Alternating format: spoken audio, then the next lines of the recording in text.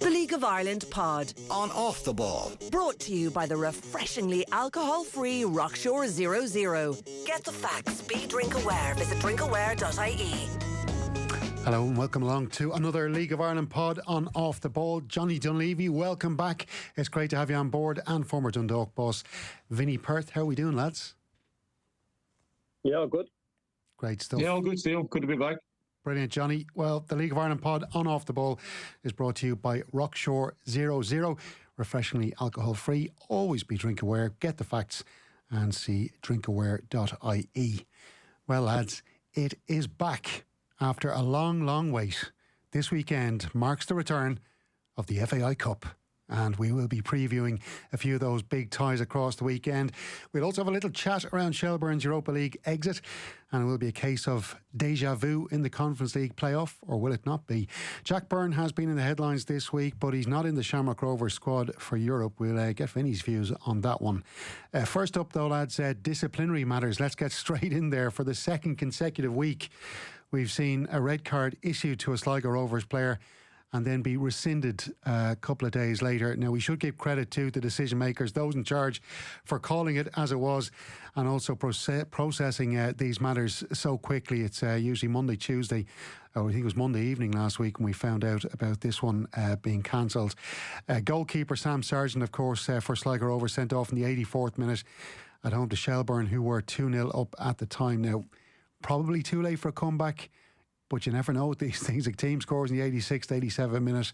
Who knows after that? We will never know with that one, though. But Patrick McLean then sent off in the 42nd minute against St Patrick's Athletic last weekend with the score 0-0. And in the second half, the Saints go on to score 3 goals and win the match. Vinny, before I get your views on this, I want to just read John Russell's comments after the game, because as we know, John Russell, as well as being a great manager, he's a very level-headed kind of guy, and very level-headed I felt in his comments afterwards as well. He said, for me it's never a red card, there's a covering defender. It was sloppy play from us to lead up to that decision. It was never a red. He then goes on to say, we were well in the game, I think we've played better. I was urging that from the sideline, urging more from them, the players that is. Even at half-time, I said we needed to be better despite the red card. I said we needed to move the ball better and penetrate more. There was a couple of straight long balls that we needed to play through the lines a bit more. When we did look at threat, Owen, that is Elding, had a really good chance. He was a threat from a couple of set plays. But as I said, the game changes after the red card. I would imagine if you're a Sligo Rovers player or John Russell, Vinny, you'd be feeling really frustrated and really annoyed after those 2 red cards, especially the situation they are in, second from the bottom and battling for their Premier Division survival. Yeah, absolutely. I think it's funny you should read out a statement, because I remember reading the following morning after thinking, oh, fair play to him. In one sense, he's held us cool, because I don't mind the odd time you see something and you can understand why a referee might make a decision, because by the time you replay it, he hasn't made contact, or has, like, etc. But I think if you're in the ground the other night and you were there for that instant, you would have known it was a mistake straight away. And that's the frustrating part between the 2 linesmen, 4th official. Referees can make mistakes, players make mistakes, managers make mistakes. It's a human game, and it's a bit like people giving out about it, but probably don't really want VAR in the league, and we probably can't afford VAR. So we've got to find a balance with it. You have to understand referees are going to make mistakes. I think he needed a hand from his team on the night, and if his team agreed with him, there's no way 4 people can get that wrong. But then going back to John real quickly, is where it's really important, and where we have to understand the frustrations of people, is that it's now a livelihood for people, between players, managers, coaches, and even my own experience of a couple of decisions in particular went against us and ultimately cost us European football in 2021. And I think that changed a lot of things in my life and people around the club I was at times life, and people made decisions on the back of not being in Europe and different bits and pieces. And ultimately, look, some of it's 99.9% of it, me not being involved. The football is by design, by choices. But these small moments are huge in people's lives and career, and we've got to be sure we're getting them right. Like, and I can handle the odd bad decision; it's part of football. But the one the other night, like, if Cork go on a run over the next few weeks, for argument's sake, it's detrimental for what's being done in that club, and I think it's a really serious matter. And I'm not in favour of banning people or suspending referees. I don't think that works. I think the panel is too small anyway, and the strength and depth's not there. But something needs to be done about that. That's not fair when it happens a couple of times in a row to the same club. Yeah, we might come back on to the repercussions for the club and also what action could be taken. Johnny, it was just interesting because Vinny there mentions about consulting assistant referees. Like the referee in question did seem to have that red card out of his pocket really, really quickly.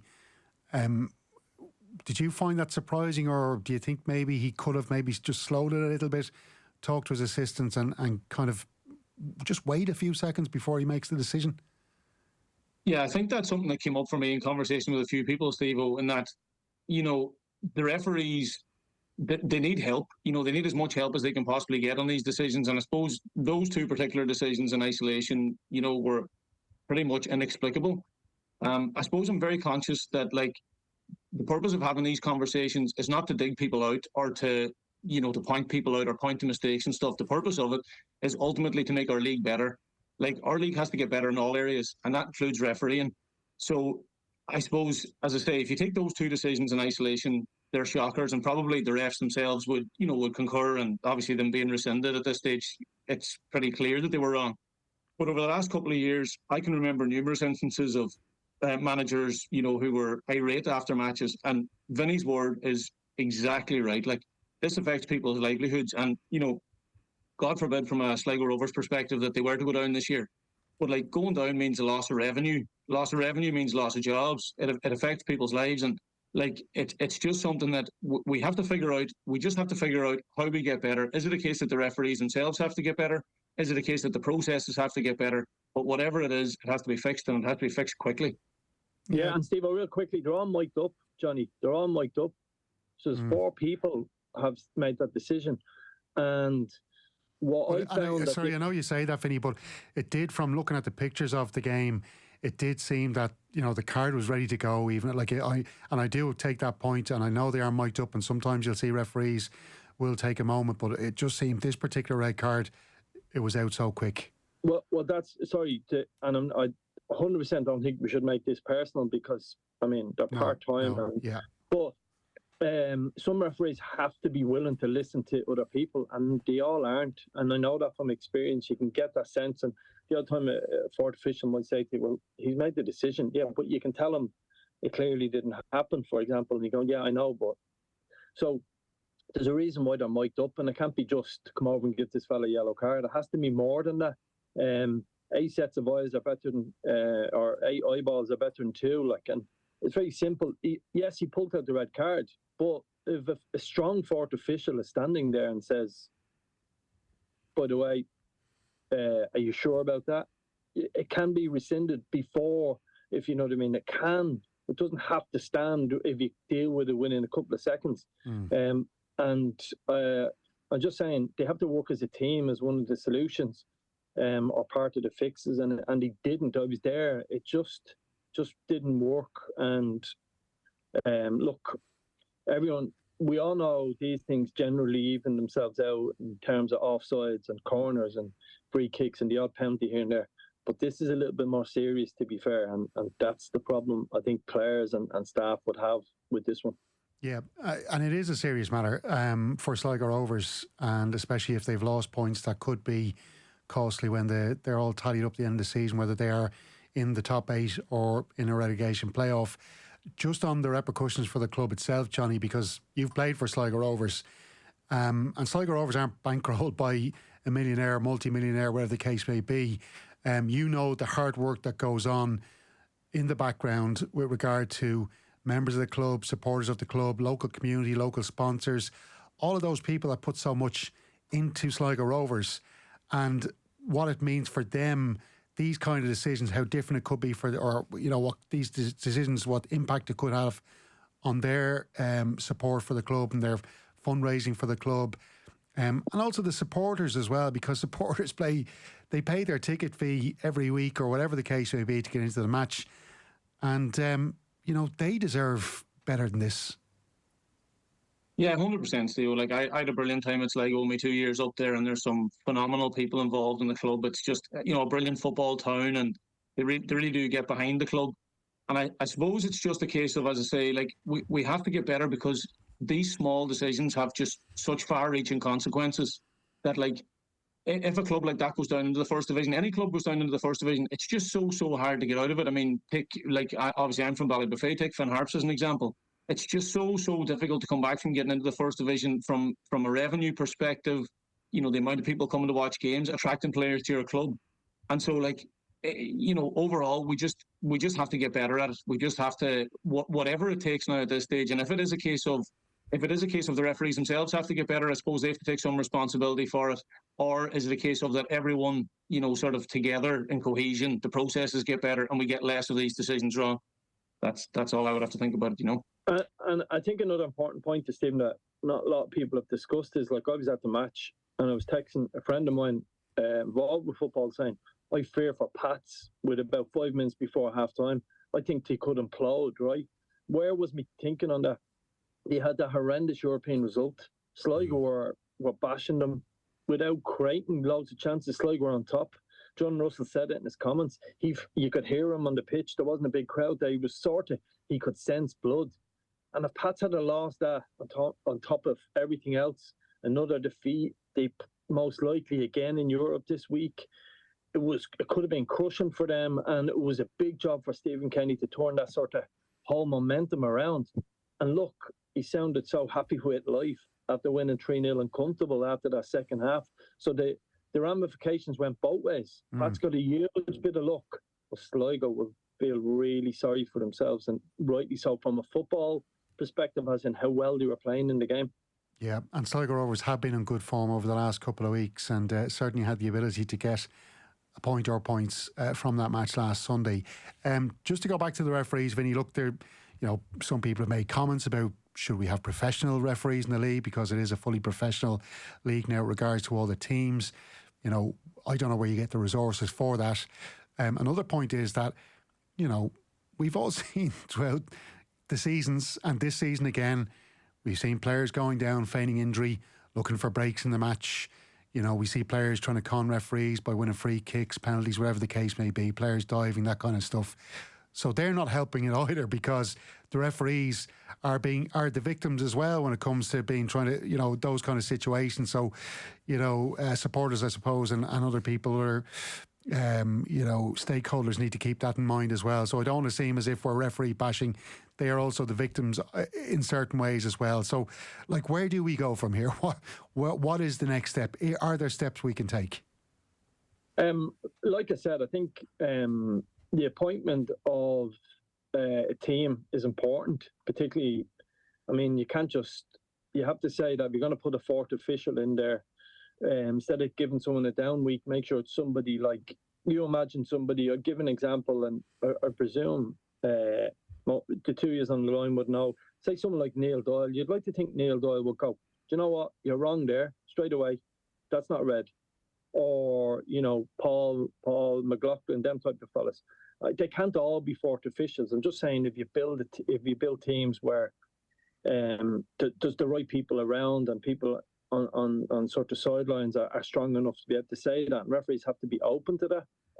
I just haven't got that sense. That's my one criticism over decision making is what it is, and we can all make errors. As I said, it's that thing where it's got to be a team of them. Between the four of them, there's no way the four of them wouldn't have seen that covering player, in my view, and that's a problem. We won't have full time anytime soon. There was talk a couple of years ago of what they called the soft VAR, which was to help the referees, because they can't improve in terms of the games they get in European football unless they're using VAR, was my understanding at the time. I don't think the finance is there, and legal, like, I seen VAR in operation in the Shells game the other day, and it was really difficult to stomach, because you don't have the big screens, you're not sure what's going on. So it's a fine balance. But you touched on a really important point, is that, I mean, skullduggery or the dark arts has gone on forever and a day. myself and Johnny would remember loads of it in air clashes. It's part of it, but there's also some responsibility that players have to have as well. And you're right, like it's becoming so difficult now, particularly with cameras everywhere, particularly with social media going after people. The amount of players now that have injuries, that have head injuries, the amount of time keepers are getting injured, it's not good, and it's not good for the game. So we have to protect our product and not just think everybody's going to continue to turn up. We have to get the balance right and give referees a hand. So there's a fine line with all of it. We can't criticise them too much, and we've got to give them a hand as well. Yeah, 100%. Just moving on to Galway United, lads, because there was obviously a bit of news from Eamon DC Park last weekend. They put out a statement saying Galway United regret to announce that Ollie Horgan has stepped away from his position as assistant manager of the men's first team for the foreseeable future. Ollie joined the club ahead of the 2023 season and brought with him his trademark energy, experience and unwavering commitment. His contribution was instrumental in our first division title success and our return to the SSE Electricity Men's Premier Division. We sincerely thank Ollie for his hard work and dedication during his time with the club and wish him all the very best. Bear Bua August Bannock Akara. Hard work and dedication, the two words that stood out to me there, Johnny Dunleavy, and that's something you would have witnessed personally working with Ollie.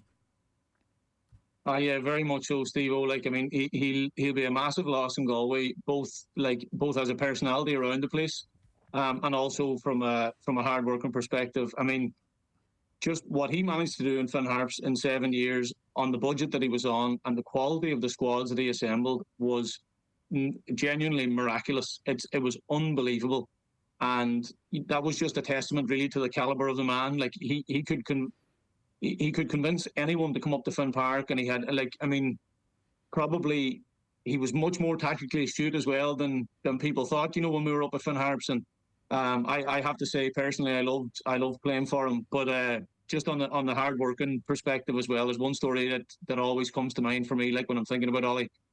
So, like, in terms of opposition analysis, he was second to none. And if there was a game to go and watch, he would go and watch it. Didn't matter where it was on, he'd be there. So my first year at Sligo, we had a behind closed door game in Abbottstown in Dublin. So we were playing cabin fever. No one even knew about this game. There was hardly anyone there. Literally just the parents of the players. So we went out Sligo. We had two teams that were playing 2-11. So I was on the bench in the first half. We went walking out onto the pitch anyway, and the only floodlit pitch in Abbottstown was the one that we were walking onto. All the pitches in the background was pitch black. There was no one over there. So anyone that was there supporting was on the near fence. So we sat into the dugout, and about 5 minutes into the game, I looked over, and this was our first pre-season match as far as I remember, and we were playing Finn Harps away, first league game, let's say 6 weeks later or 5 weeks later. And I looked over the far side of the pitch, in the pitch black under one of the floodlights, there was someone standing leaning on the floodlight. So I thought to myself, I have a funny feeling I might know who that is, you know. So one of the young lads beside me, I said, you wouldn't do me a favour, run around the far side of the pitch, pretend you're getting a football, you know, something like that, and just see who that is, see if you recognise who that is standing under the floodlight. So he ran around anyway, comes back a couple of minutes later, Ollie Horgan. Like, it's just unbelievable. He missed absolutely nothing. And as I say, both from a personality around the place and from that kind of dedication, work ethic perspective, he'll certainly be missed at Galway. Yeah, he certainly will. And John Caulfield, it was certainly a shrewd move, Vinny, to bring him in when he did. Kind of took everybody by surprise, but it worked out really well. Has Mr. Caulfield made another shrewd move, bringing John Daly in as his assistant, former Dundalk and St. Pat's boss? Yeah, absolutely. I think actually, just real quick, he's had to remind me of something there. I remember there was a bank holiday weekend a couple of years ago where there was 3 games in Dublin. And I was at the trade, I'm thinking, I'm the only gobshite that would go to these 3 games.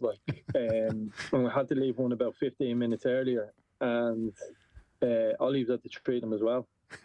And then I was going to a sort of a social event on the Monday, bank holiday Monday then, sort of meeting up with people in Longford.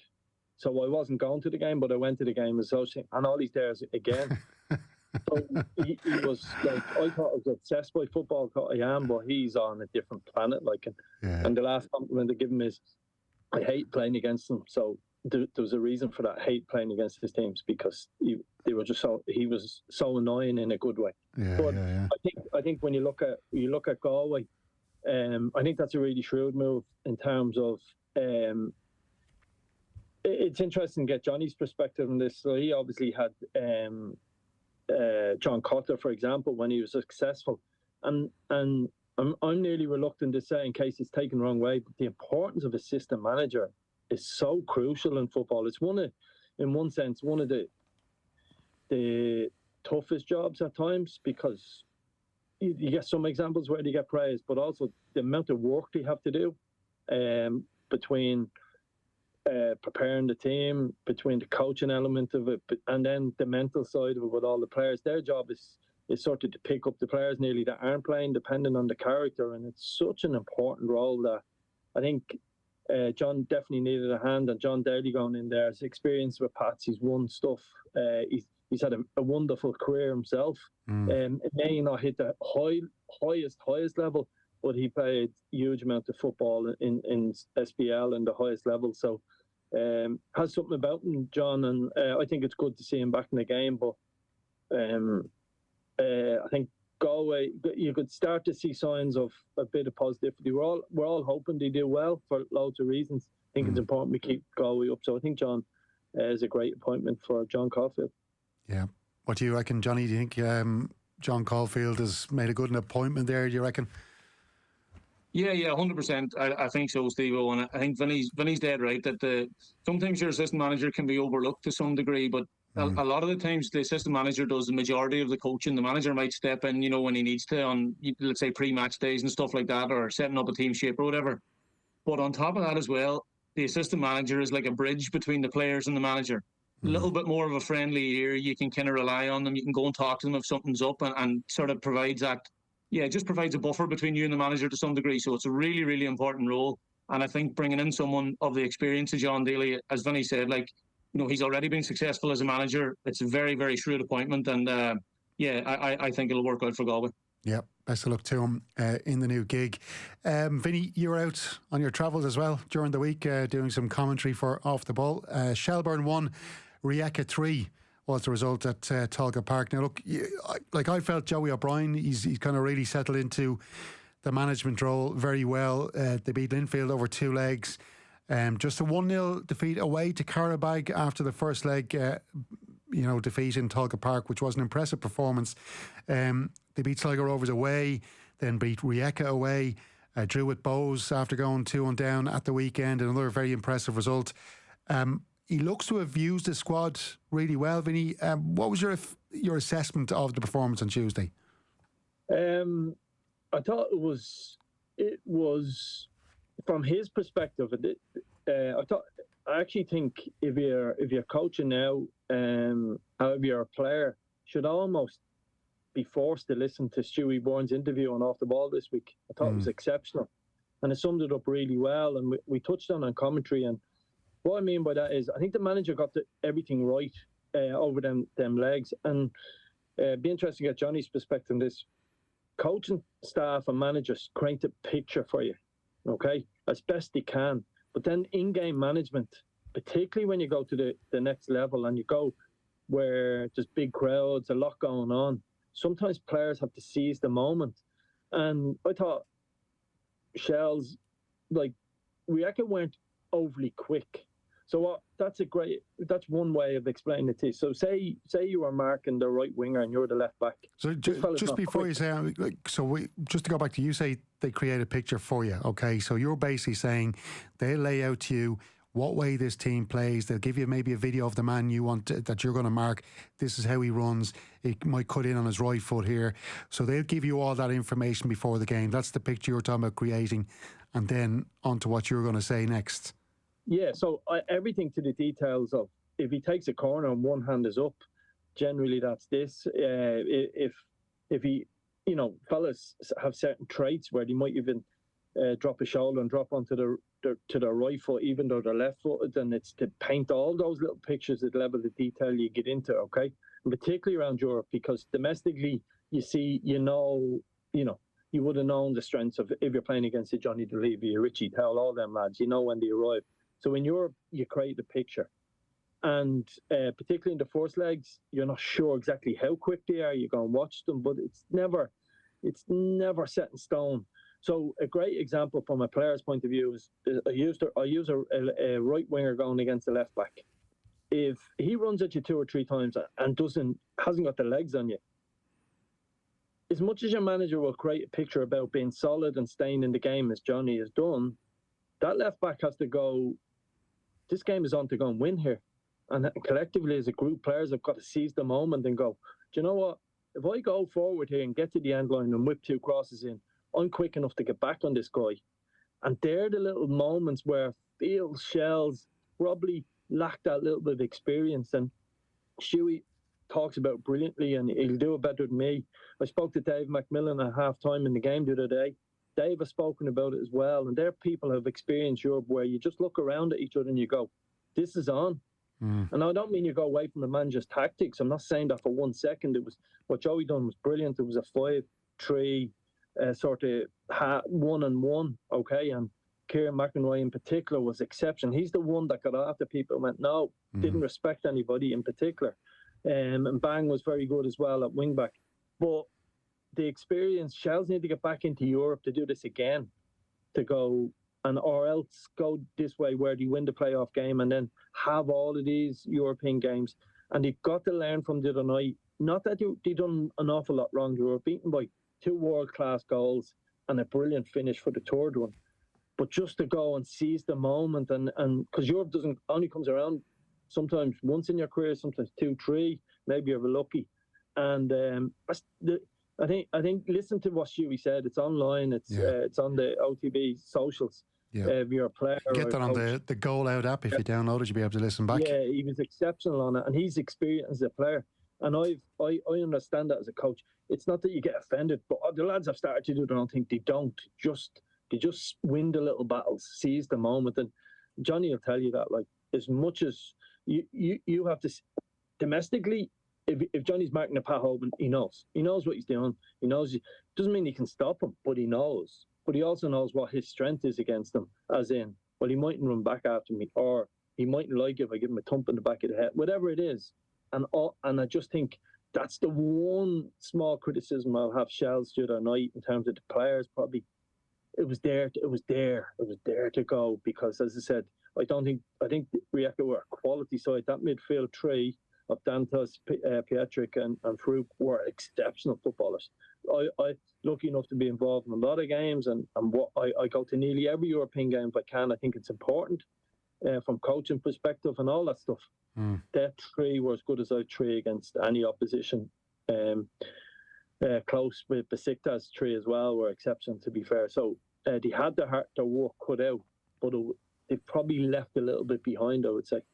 Yeah, I'd say it was frustrating for them, Johnny, as players, like to get the penalty, to score it, and then to, maybe taking the match or the tie to extra time, like to concede that late goal. And maybe that's that kind of, links in what Vinny's saying about players needing to take responsibility within the game as well. Yeah, definitely somewhat. I suppose when you concede that late in the game, it is always sickening. I mean, Shelbourne going into the game would have been saying to themselves, look, let's not concede anything soft. And in fairness to them, they didn't. They conceded some absolute pearlers. Just to Vinny's point, I suppose it's, as you move up the levels, really, in European football and stuff now, like I played a few European games, not as many as a lot of these lads have and will. But really, what I noticed the major difference in these players, and it's probably the same in England actually as well, there is a difference in terms of their physicality and sometimes their technical ability, but also their decision making. They make better decisions more often. So, let's say, take England, for example, in League Two. You'll have players in League Two that on a given day could play in a Premiership, no problem at all. Could look like a Premiership player, no problem at all. But consistently over the course of a season, they won't make as many good decisions as a regular Premier Division footballer will. And probably for the Shelbourne lads, looking back on it, and listen, it's in the back pocket now. They'll have learned from it. They're going to get another chance against either Linfield or Vikinger. But it's just when those opportunities arise in a game where something you spot yourself, as opposed to the manager's told you everything. Games are analysed to death, as Vinny says. Boys know which way lads are going to turn, what's their stronger foot, which way they drop a shoulder, everything. They're analysed to death. But then there's moments in games where something happens where you have a decision to make, and if you make the right decision, it can lead to something for your team, or lead to a change in the game. And I think that's exactly right. As I say, it's something that Shelbourne ultimately will learn from, and hopefully will be able to bring into their next time. Yeah, look, we won't labour the point too much, Vinny. I want to touch quickly on the Linfield possibility, or Viking Gore. Just what Johnny's saying there, but the decision making, does that go all the way back to coaching underage? Does that go back to, the old thing of, Irish football not getting kids enough contact time with the ball, something Damien Duff was going on about for quite a while? I don't mean that in a disparaging way, but like something he was trying to hammer home. Is that where that comes from, that, contact with the football, the amount of hours training you do as a kid underage? Yeah, I think it's a combination of all them things. It's experience is huge. The experience is huge, but the one thing you do see in a lot of these sides is their technical ability. Where Shell struggled was to keep the ball for long periods of time, and that's probably the difference. And when you look at Rijeka, their game plan was to speed up the play. They obviously, you could tell by the coach, he was losing his marbles, and he was trying to basically get the right side centre half to miss the left one and go to the left back. So he was trying to move Shells around quickly, and rightly so, because Shells played that narrow midfield three, and they were trying to get out there. But when you compare that to what Shelbourne were doing, the one time they got that chance off, Meepo got across John Martin. They played out from the back. They drew them in a little bit and then flipped one over the top. They just didn't do that enough. And it's a combination of all them things. You've got to be better on the ball. We're probably not having enough contact time on the ball, the decision making, experience, and playing at high level. So, yes, Shells play Pats this week, but I think there's a couple of things real quickly on Shelbourne. Is people will say the argument will be Linfield are further down the line if it happens to be Linfield they play in that game, because when they played first time it was early on the season. Now they've played four or five games, but I think Shelbourne have improved. They've improved for two reasons. They've improved for Joey O'Brien, and there's a freedom, but also they're playing at a higher level. And ultimately, the more regular times you're playing at a higher level, you improve. And that's the challenge. There's not strength and depth in underage football in our country, and it's clear to see. Look at the results. Teams are winning under 17, 16 National League games, 19, 5 and 6 and 7-0. So that doesn't create an environment. So that's ultimately what's going to happen. And I touched on this at the start of the commentary the other night, and I've changed my mind on it a little bit. But I think it's important just to make the point. Myself and Jonathan were hoarse at the end of the game. It was a brilliant occasion. I celebrated that goal as if it was one of my own team. But I think it's important to say it and repeat it, is there's just no excuse that game wasn't live on TV, Stevo. The national broadcaster, what Irish football, the most participated sport, does for this country, between culturally and socially, the amount of kids out every single evening, and for local football clubs.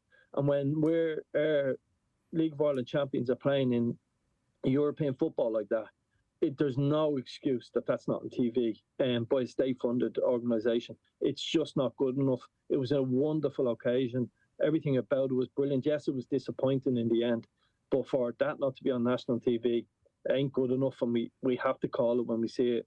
I just felt it was so disappointing, because it was a wonderful night and a great spectacle before our sport. They've got to follow the champions. At minimum, the national broadcaster has to find the money to follow the champions in European football.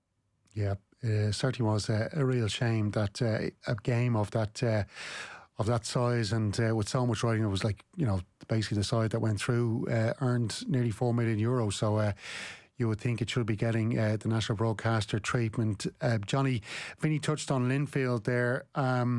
They are further down the road. They're 2-1 down as they host the Viking Gore from the Faroe Islands this evening. We're not going to go too in depth on Rovers and Pats today, because we record on Thursday and those games will be done by the time you hear this.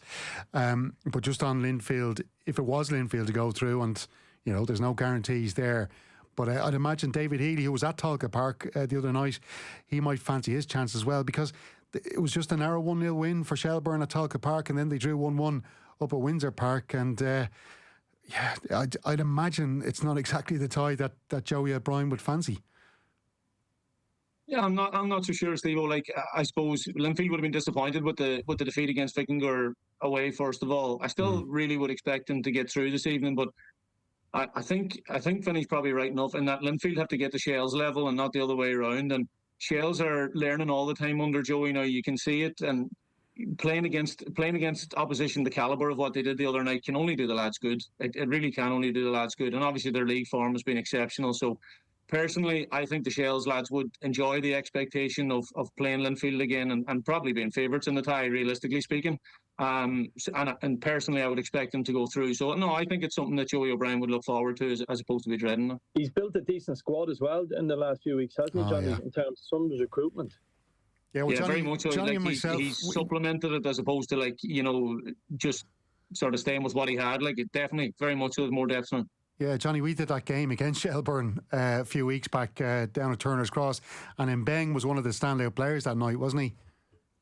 Yeah, that was the first time I'd ever seen him play in person, Stevo, and I have to say he was exceptional on the night. Just his pace and his power. He obviously delivered a phenomenal cross for a Seanie Maguire header.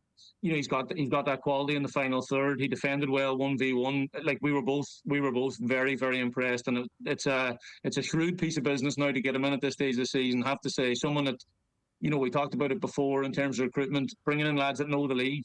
He now has some experience in the league. He knows what it's all about. He knows what the different grounds are all about. So, no, I think it was a really, really good move by Shells. And the other one is Harry Wood, since that goal against he's been brilliant last year.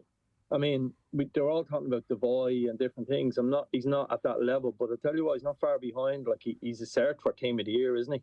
Yeah, he's like a little Duracell bunny, isn't he? Running around the place. Like, the guy has just so much energy, and a really tricky player, very, very good on the ball.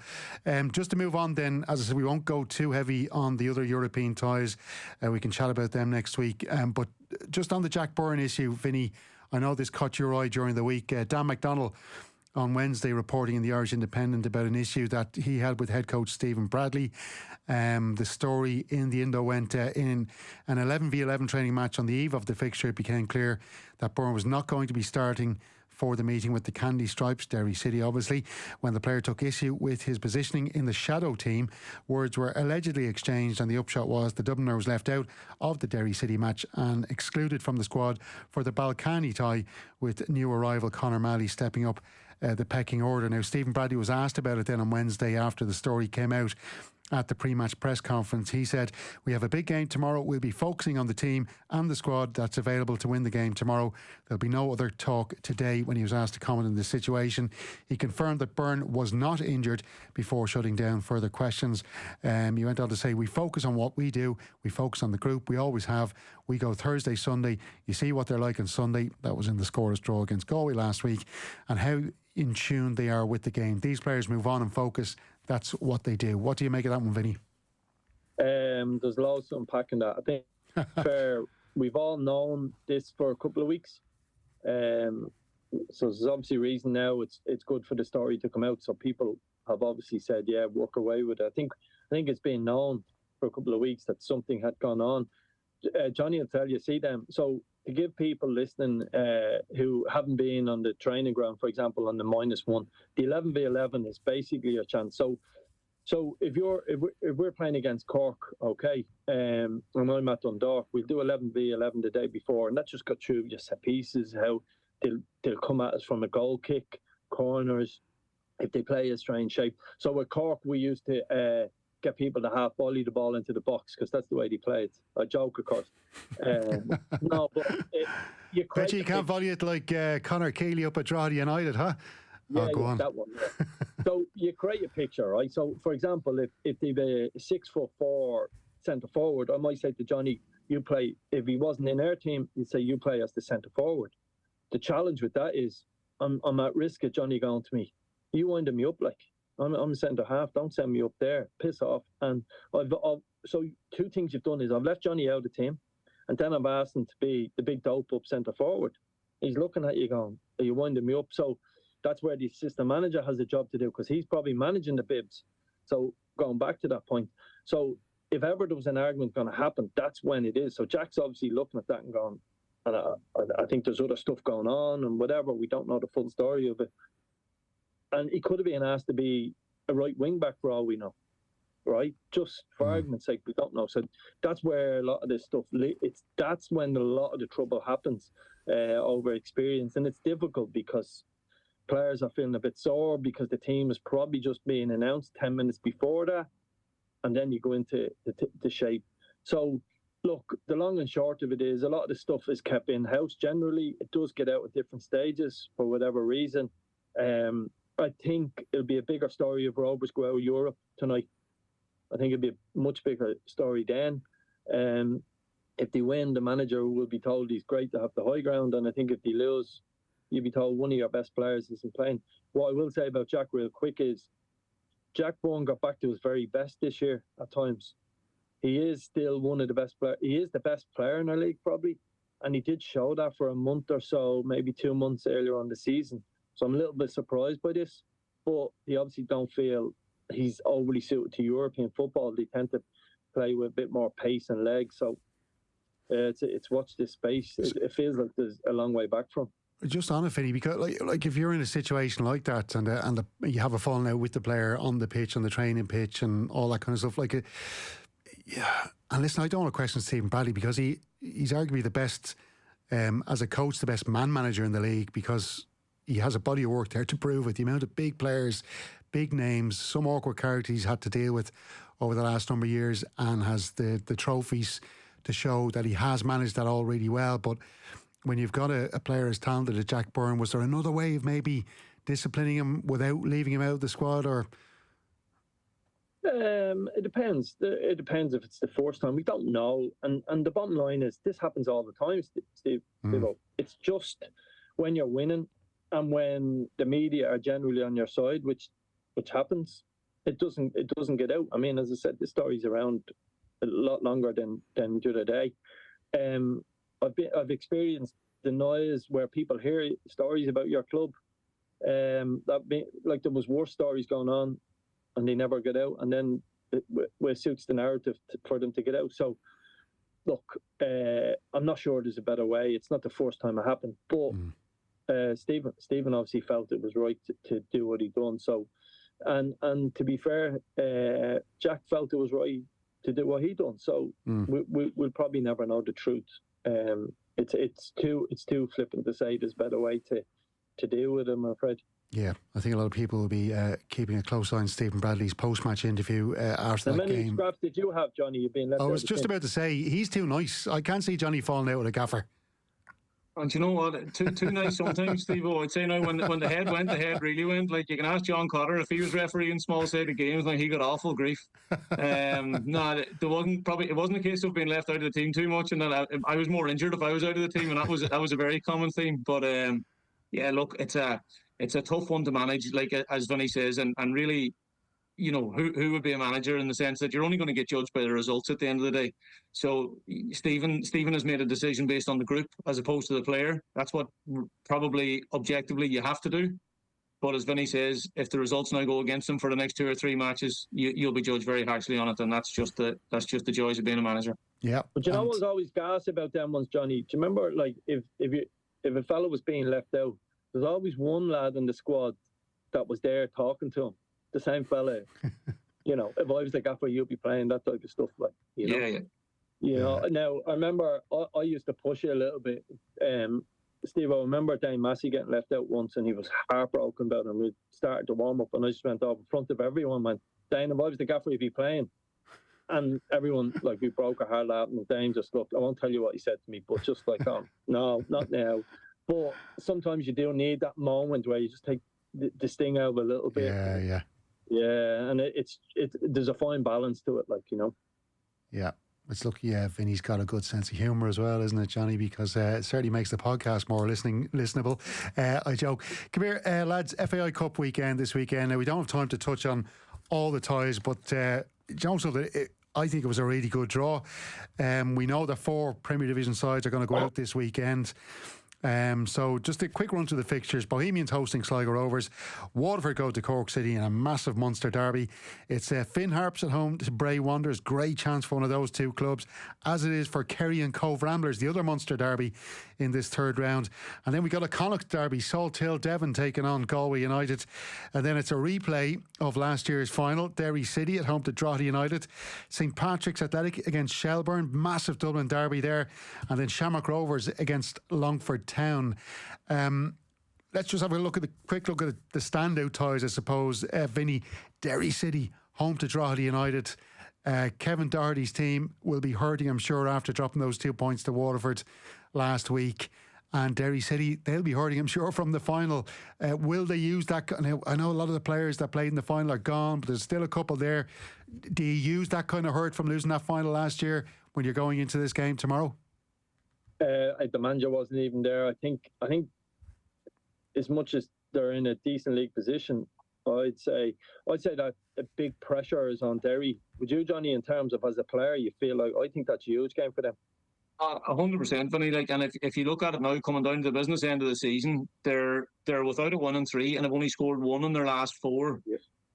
Since they hammered Waterford up in Derry, they've only scored one in their last four. And when you're coming down to these really, really meaningful games, it's something that the manager is definitely going to be conscious of. On top of Liam Boyce actually coming off after 55 minutes the other day, which is not going to be a help either. So yeah, I'd say going into it, definitely it's probably a more pressurised tie for Derry for sure. And does a sort of the retrograde, the manager needs time, and of course he does, 100%. We get that, but you just don't know what Derry think. You don't know whether they're going to sign two players this week and turn up with 2 or 3 new players. You know, it's been a lot of change there, and probably too much change too soon. So it's a big game for them. I sort of fancy them to win though in a strange way, but I think it's a big pressure game for them. Yeah, and I actually spoke to Kevin Doherty. We were commentating on the game against Waterford last week, and I did a post-match interview with him, and I just asked him, is there a sense that you're... Because, I remember years ago, Jim Gavin was managing the Dublin senior footballers, and he was always his mentality was, and it fed through to the players as well, last year's Sam Maguire, that's gone, it's done, we're starting out now as a team that isn't the cup holders. We're going to win the Sam Maguire. Whereas I said this to Kevin Doherty, are you kind of going in defending your title, or do you not get your players to think like that? And he says, no, we are defending the cup. It's ours. We're the champions and we're going in to defend it. Vinny? Yeah, that's it. And you have to enjoy that expectation as well, I suppose. And looking at Drogheda, they've been, I suppose there were people that would have said halfway through the season they're going to drop off at some stage. They're going to drop off here at some stage, and they really haven't. And they've only lost 1 in their last 7, ironically, to Derry City. So they're sticky for anyone to come up against. And it's a tough tie, very, very tough tie to call, I have to say. I know Vinny thinks Derry will get over the line. I'm not so sure. Yeah, the only challenge we have is that one could go on for a while, because they have a couple of keepers who like to go down injured as well, so that could be 120 minutes before extra time starts. Yeah, exactly. I was going to say the extra time thing, absolutely. Well, Turner's Cross, what a game we could have there as well. John Coleman, I spoke to after that game, and he certainly is very, I suppose, his interest has been piqued by Cork's kind of resurgence over the last couple of weeks, to get points against Galway United and then against Cork City, Derry City, I should say, when they went up to the Brandywell last week. Are we starting to see Ger Nash starting to turn things there, Johnny, do you think? Very possibly, Stevo, and I think we probably saw signs of it today. Myself and yourself were in Turner's Cross for the game against Sligo. We spoke the last time I was on the pod. We talked about, and Vinny spoke about, very much rightly so, about Cork being a bit more pragmatic, taking less chances at the back, maybe playing a little bit longer. And for the first hour against Sligo and Turner's Cross, they were perfect, pretty much perfect. Sligo hadn't really been in the game. They had gone 2-0 up. They had been much more direct, played much longer, and looked really comfortable in the game. And I think something that I said to you at the time was I probably should have emphasised it more in commentary. What happened to them that night was 4 minutes of naivety, essentially, in that they went 2-0 up, and for the 4 minutes after they went 2-0 up, it was almost as if Cork thought, we can get a third here. We can really go and get a third here. And the game turned into a bit of a basketball match. It was end-to-end, spaces opened up, and all of a sudden, Jadakiki, for the first time in the whole game, got the ball in the pocket of space, found Owen Elding, bang, 2-1. And the change in the atmosphere was just palpable straight away. Everyone could feel it, and it just changed the whole course of the game. But obviously in the 2 games since that, they've kept 2 clean sheets. They've managed to do that for 90 minutes. And, it looks from the outside anyway like they've turned the corner. Now, that for all that, Waterford certainly will put that to the test at the weekend, no doubt.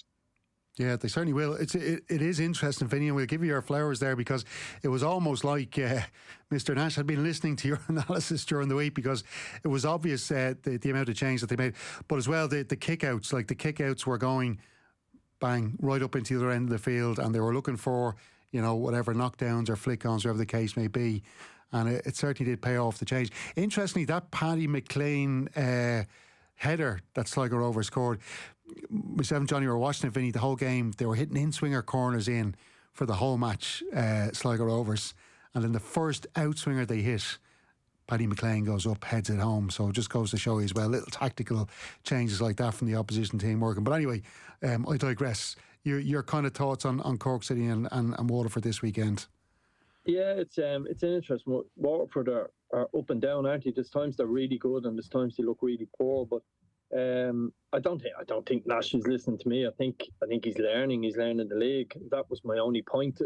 Could Cork, would they be better served? I think Jared Nash at ultimately is going to be really strong for them over time. But would they be better served hiring somebody from the league and having a right cut off catching Sligo? Feels like whatever they do now feels a little bit too late. We probably hope it's not again. But look, it's the FAI Cup. It's anything can happen, and people will say, "Oh, you're better off focusing on this and that." No, I think every team wants a run at this cup now, and obviously it's also a way into Europe. So, I think that's set up to be a good game. You'd have to say Waterford are favourites, but it wouldn't shock you if Cork won that game. Yeah. You mentioned Sligo Rovers there. They're away, Johnny, this weekend to, I'm actually doing this game myself on LOI TV, away to Bohemians at Dalymount Park. Bohemians, they've been playing really well, got themselves up in the second place. They have managed to hang on to second place despite their recent run of draws. There's been a lot of draws over the last few weeks for Bohemians, but they will be happy enough still to hold on to that second place in the table. I'm sure, though, they'd enjoy a nice cup run, but they're coming up against a Sligo Rovers team that are in form. Well, the results might have gone against them the last couple of weeks. As we've mentioned here already, they are playing good football, and that actually has the makings of a really good cup tie as well. Yeah, it looks like a super tie now on paper, Stevo. Like, from a Bows perspective, as you say, they've struggled to convert the draws into wins, and I know the managers had different opinions on the game against Shells the other week. But really, if you're winning, I should say, in the 88th minute, you'd expect to see the game out, and it was probably disappointing from a Bows perspective that they didn't. They'll be looking at this as, of course, as an opportunity for a cup run, but Sligo are going to be hurting after the last day. No doubt they're going to use it as motivation for this game, I'd say. And like, if you just go back even before they got the 2 red cards, let's say the games before that, they were unbeaten against the top 3 in the league and beat 2 of them before that. So it's no shock that they've been playing well. And look, with the calibre of players that they have, as I say, Hakiki, Elding, who's attracting interest from elsewhere, which is brilliant to see for the league. They can give both plenty of problems as well. Yeah. I have a question for both of you on Bowes real quickly, because I don't know the answer to this. I'm nearly afraid to answer in my own head. What is James Taylor like? What's the ceiling? What are you expecting from? How many goals has he got this season, and how many can he get? Like, because it feels like they're not converting all of the chances. This Bowes team. I'm not trying to be critical of him. I'm just asking, what do you see when you watch him? What's your perception of him as a centre forward? You see, the thing is, Vinny, like he hasn't had a run yet in this Bohemians team since coming in. Like, he came in, started against St. Pat's. That game, I remember, I did mention it before on the podcast, the win that game was ridiculous in Inchicore, and every time they try to get the kick-outs up to him, the ball was holding up in the air. It was hard to kind of judge him on that. Scored in the match against Galway United. That was an incredible finish that set Bowes off in the win. And then he gets ill and injured for the next 2 games. And then obviously came off the bench against Shelbourne and had a great chance in the second half to score and didn't score. Probably should have, I think. But I think he is physically one of the most impressive looking players in the league. I think his physique, his fitness, his running ability is really good. We all know his technical ability from what we've seen with Galway United. So just he hasn't really settled at Bowes just yet. He still has to get a run of games. I think he will score a lot of goals for him. I think Bowes will create a lot of chances for him. What's he got this season in the league? So he got 2 goals for Galway United before coming to Bowes, and he's got 1 goal for Bowes. So that's in 16 league appearances. So that's why I'm asking a leading question. Like, is he someone who's going to get 15, 16 with next season? Yeah, I think he will. Because he's not like them stats are really like. I think they'll shock people, Stevo. Them stats. Yeah, I know. 2 goals in 16 games, Johnny. Yeah, like, that's not. You're marking him. You're not going. I don't know what you think, Johnny. He'll get more chances, I think, than he would have. And this isn't to disrespect Galway United. No, not at all. And again, like, these conversations are only, football-based, objective conversations. Like, it's just about what we think of the player himself. Like, I've enjoyed watching him anytime I've watched him. He is technically good and he gets himself into good areas. But I think to Vinny's point, if you were asking the question, is he prolific? He probably isn't. He's probably not one of those strikers where if a ball drops to him, it's going to end up in the back of the net. There are some like that where they might not get involved in general play or might not cause you all that many problems in general play, but if they get a chance, they'll score. And I'm not totally convinced he is that player yet. But as you say, it's going to take him a bit of time to settle into the Bowes team and exactly how they play. And he's got a lot of good players around him as well with Devoy and Tierney. He's going to get chances. So could he get 12 to 15 next year? He could, but I wouldn't like to bet on it at the same time. Okay. Yeah, it's interesting. It's one to watch, isn't it, Steve? Yeah. Like, I haven't made up my mind yet, so I just knew his stats and I was going, why is everyone presuming he's going to score lots of goals? Because it's not like the history's not there yet, and there is reasons for that, to be fair. So it's watch this space. Yeah, it's certainly a fair point worth mentioning, Vinny, just on Sligo Rovers, because they've obviously got one man who's been, I think he's been instrumental over the last few weeks, from James McManus playing in midfield. He's almost like, I suppose, another, Dawson Devoy Mark II in the way that he plays the game. He's obviously not able to play against his parent club on Friday night. How do Sligo Rovers deal with that particular situation? Yeah, I think that's the challenge. It's whether they end up with maybe Elding as say at 10, and you get Ryan O'Kane and you get Will Fitzgerald on the other side. So, and they probably will go with 2 6s then in behind, and Diggy might have to sit a little bit deeper. Maybe that's one way of looking at it. But I think you're right to point out to him. I think it's someone who just needs to play football. Obviously, wasn't in favour of Bowles, and I think McManus has been really good for him. The other one is the obvious one, but McLean, it's the recruitment there. They've signed League of Ireland players who know the league, who know what it takes. His heading ability from corners has been exceptional. You go back to that goal against Cork, great example of it. So I think they'll have to work cut out. That Bowes midfield is as good as anything in the league when they're on form, whether it's Devoy, McDonald, Tierney, and whatever way they go. If they're playing, it depends which way they go in terms of what they do up front. So I think they will have their hands full. I think that's the winning of the game. Can Sligo deal with that midfield of with Clark dropping in, whether he's playing up narrow or he's the false 9? If Sligo can deal with that, they've certainly got forward players that could cause a lot of problems. But I think that would be my concern over John Russell. We're about to get overrun in midfield. Yeah, I do think it's a hard one to call as well. I wouldn't be calling any of the 3 fixtures we've mentioned already, and I certainly would be calling the Dublin Derby that's going to be taking place on Sunday over at Richmond Park, St Patrick's Athletic against Shelbourne.